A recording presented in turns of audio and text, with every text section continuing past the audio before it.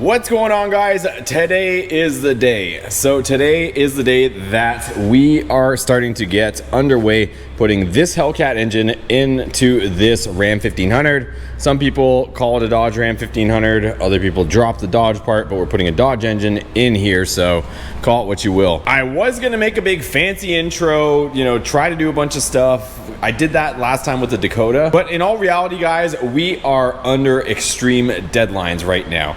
So there's no manual, there's no how-to on this, but there's no time for that, you guys, because we have some serious deadlines to make. We are going to be taking this truck to Holly Moparty in Bowling Green, Kentucky, and it is September 16th to the 18th of this year. So we only have about a month and a half to get this truck in order, and we are planning to drive this truck towing the Hellcat swap Dodge Dakota over there as well. So that's the goal, but we got to get underway. So what I'm going to be doing is I'm still waiting for some parts to arrive, but in the meantime, the biggest thing that I'm going to have to tackle is getting the wire harness situated for this engine. So I do have a Hellcat harness that I'm going to have to combine with the Ram harness. They're slightly different, but I'm gonna have to make them into one so that everything stays happy.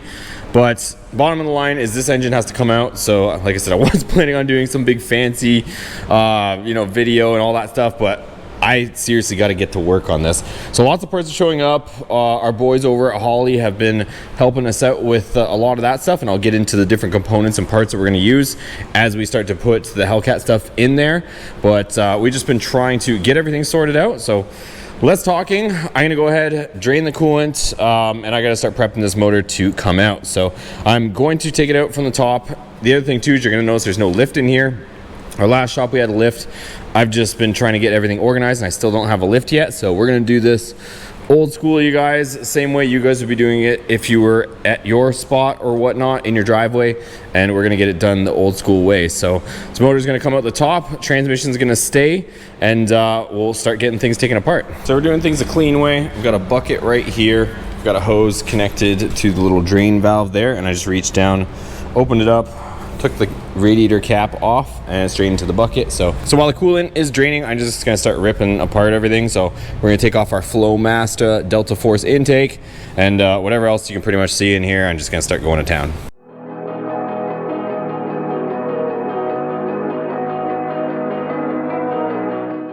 Okay, a little status update for you guys. So coolant's pretty much drained. Ended up jacking the truck up.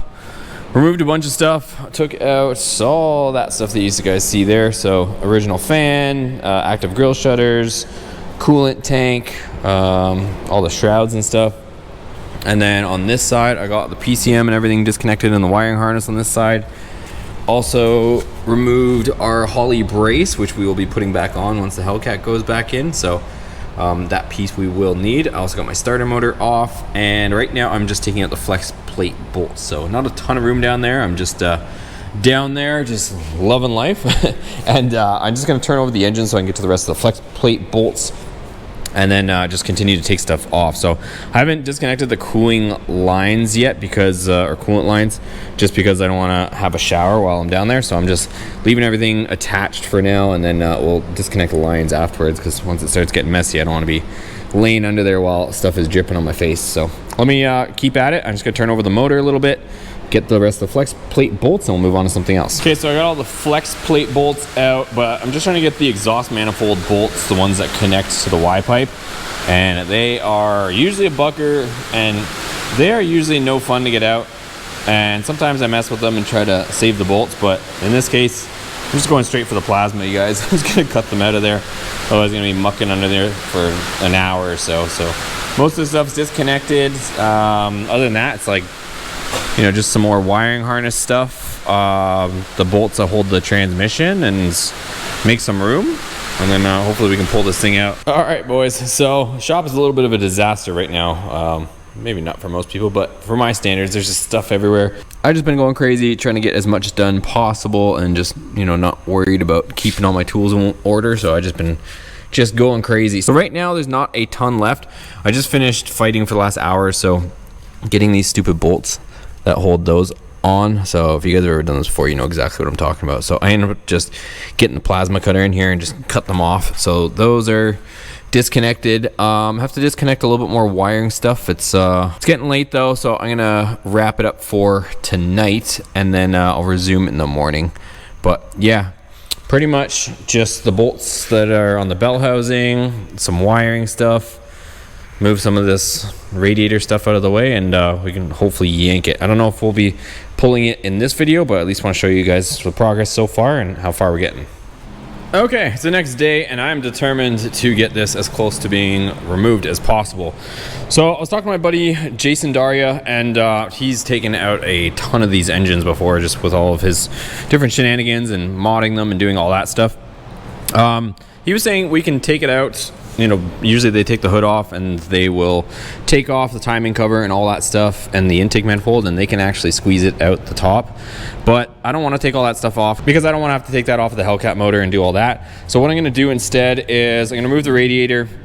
I'm also going to remove the bumper so we don't scratch anything, and I'm going to remove our radiator support. That way we can just come straight out, and then our new long block can go straight back in. So that way we're not trying to go over top of this. I think it's just gonna be easier. So I'm gonna take that stuff out, and then at the same time too, once I get that out, then I can, you know, access things a little bit easier as well. So let me keep going on this. Our exhaust is disconnected. I'm also gonna take off the intake manifold just so we can get the harness swung out of the way. On the Rams, the engine harness is integrated with the body harness, like I think I mentioned to you guys. So to take it off is a lot more work. You gotta disconnect a bunch of stuff over there. So it's just gonna be easier for us to just lay it up, take the intake manifold off, and get the harness out of there. So let me keep plugging away, and I'll update you guys as I make some progress.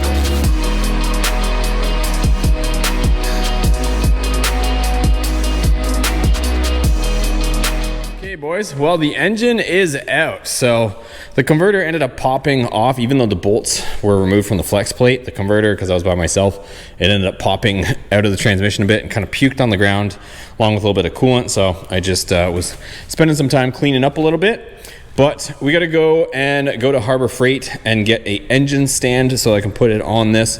I don't want to just throw it on the ground, and I'm gonna go get that, and then we can continue. So let's go hop in the EcoDiesel. We'll go pick up our engine stand. And if you guys haven't seen the boat series yet, this is gonna be pretty fun. So on Boosted 2, we have been getting this boat all cleaned up. We put brand new interior in it. Well, I did, I guess, when I say we. And we got this top on here for the sunshade and did a bunch of stuff. So this was a beat up boat like a week ago, and now she's ready to rip and looks pretty decent. So go check that out if you guys haven't seen those videos. There we have it, good old Harbor of Freight. So let's load her up in the EcoDiesel and get out of here. All right guys, so we're back from Harbor Freight. So I'm gonna go ahead and assemble the engine stand, and then we can put it on, and then I can actually put the engine next to the Hellcat one so I can figure out the harness.